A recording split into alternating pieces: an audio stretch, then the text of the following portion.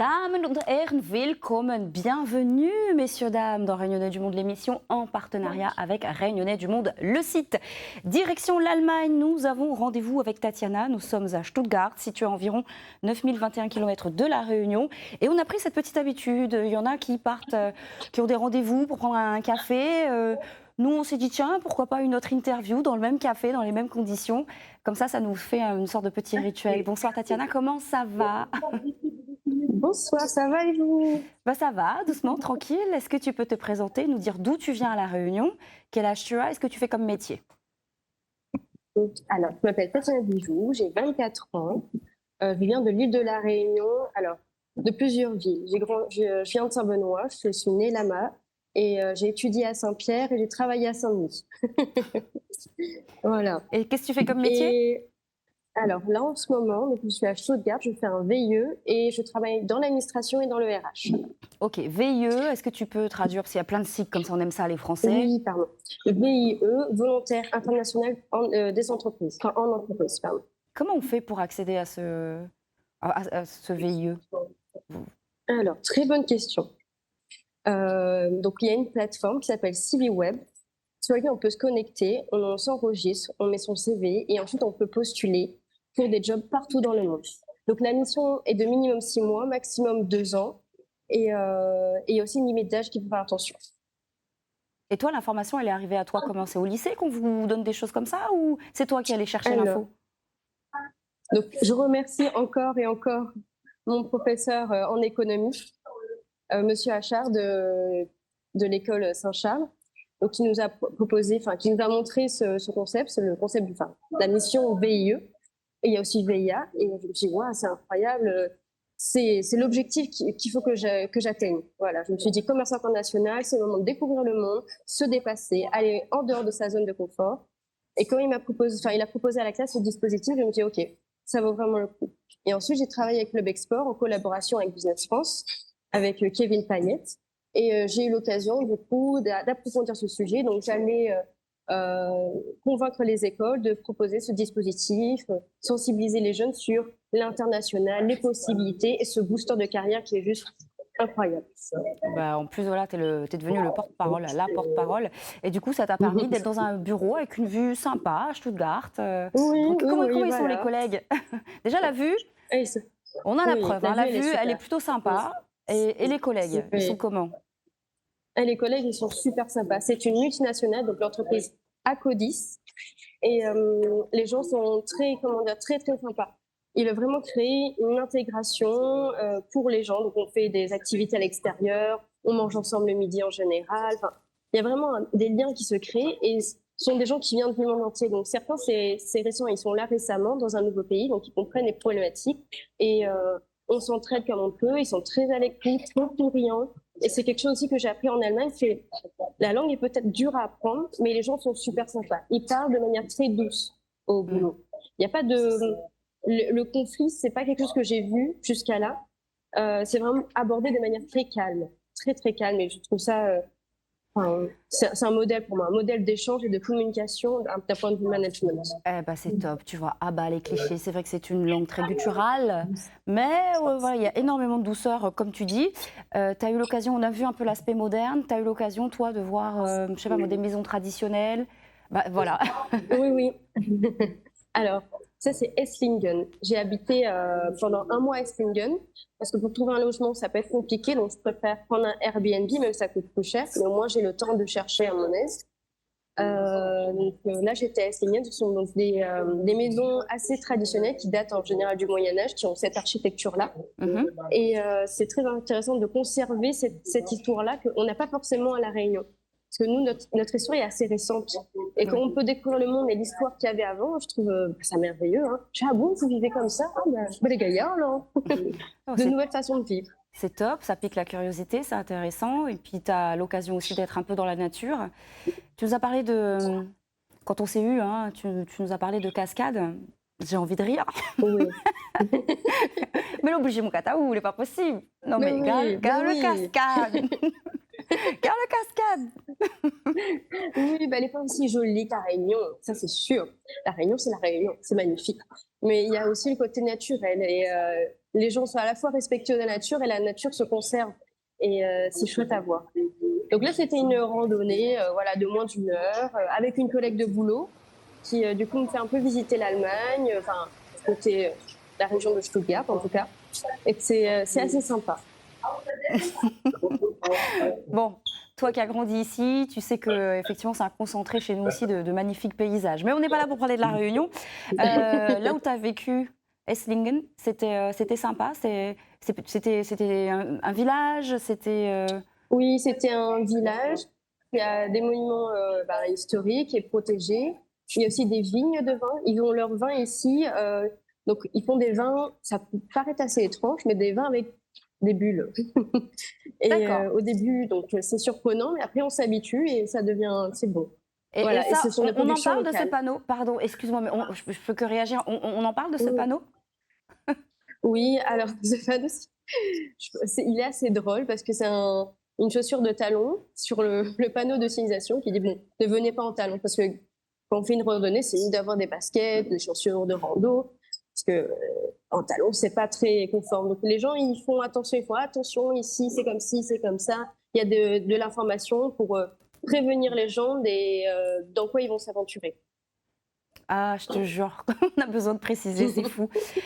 Il y a ces aspects qui sont différents, qui enrichissent l'être humain que tu es.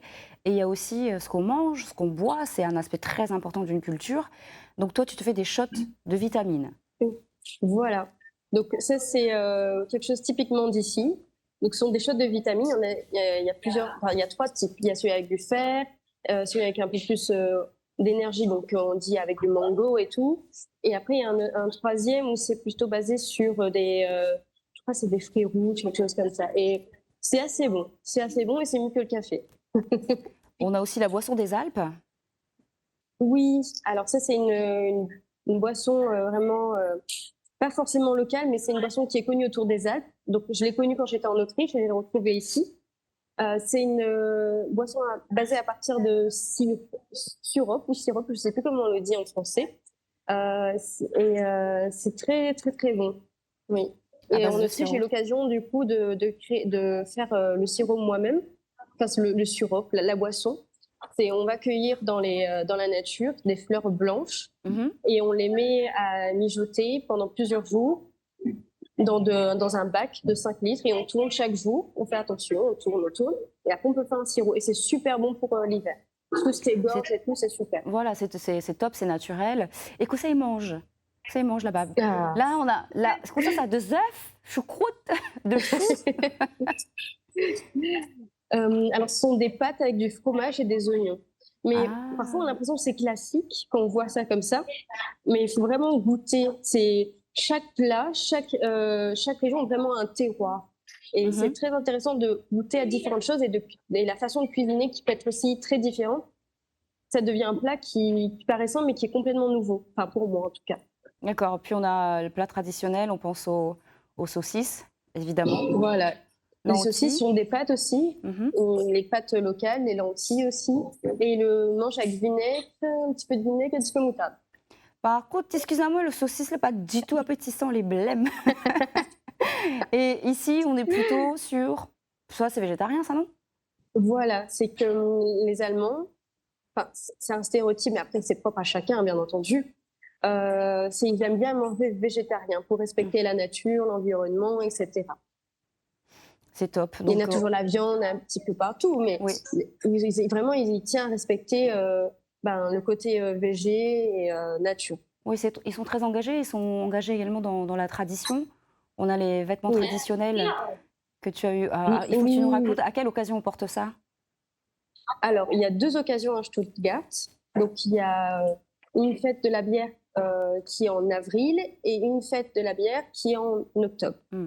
Et du coup, ce sont des habits qui viennent de Bavière et qui ont été conservés depuis le Moyen Âge.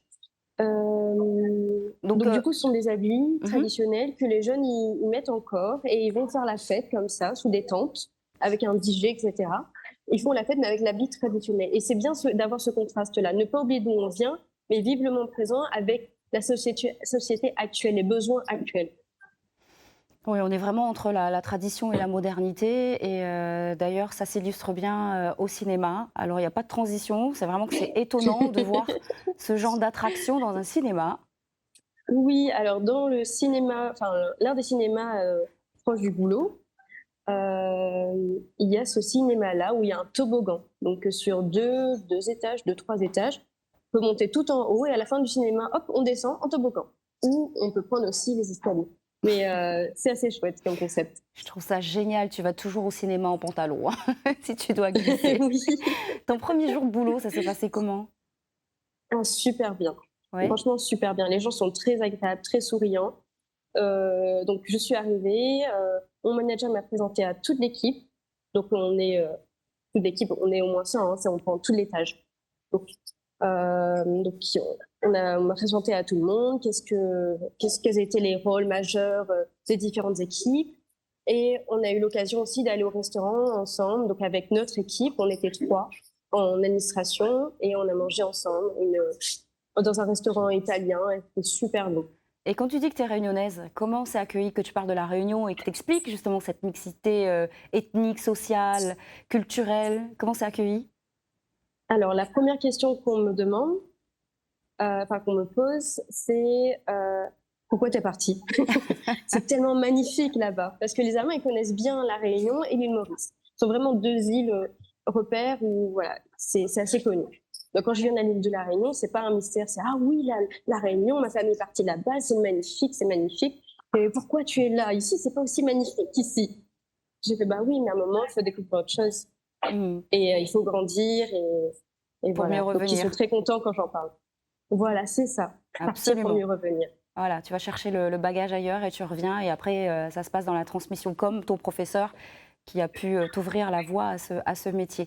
Tu es bilingue en anglais ou pas, du coup? Euh, je dirais pas ça. C'est-à-dire que j'ai mon master en anglais, donc 3/4 des cours, on va dire, étaient en anglais et un quart en allemand, où j'ai eu ma D'accord. certification B2 allemand, qui m'a ouvert du coup des portes pour travailler ici. Ok. Et donc, non, bilingue anglais-allemand, non, mais travailler en permanence anglais-allemand, oui. Parce que bilingue, bah, ça dépend du niveau de grammaire et d'exigence. Mais de manière générale, je comprends vraiment de manière très fluide. Ça, il n'y a pas de souci. Mais tout ce qui est technique grammaire, je préfère encore prendre mes cours d'anglais, réviser et pratiquer. Parce qu'à un moment, c'est mieux de se jeter à l'eau Eh ben et voilà, faire les efforts nécessaires pour devenir bilingue par la suite. c'est l'occasion très rapidement de pratiquer une petite phrase en anglais pour les Réunionnais, une petite phrase en allemand, et puis après la petite traduction. Maintenant. Okay. So I'm very happy to be here and discuss about with you. And I'm very proud to come from Réunion Island. So thank you. And auf Deutsch, ich liebe dich. Ich liebe euch. Je Je vous vous aime. aime. Voilà, merci beaucoup. Nous aussi, on t'aime. On te fait d'énormes bisous. Merci pour le temps que tu nous as accordé. Et puis, bah, écoute, bon courage parce que je sais que tu vas reprendre le boulot. On t'embrasse, Tatiana. Toute l'équipe t'embrasse. Merci Ciao. pour tout. Bye bye. Tchuss. Auf Wiedersehen. C'était Réunionnais du Monde, l'émission. J'espère que vous avez pris beaucoup de plaisir comme nous. On se retrouve très prochainement. Ciao.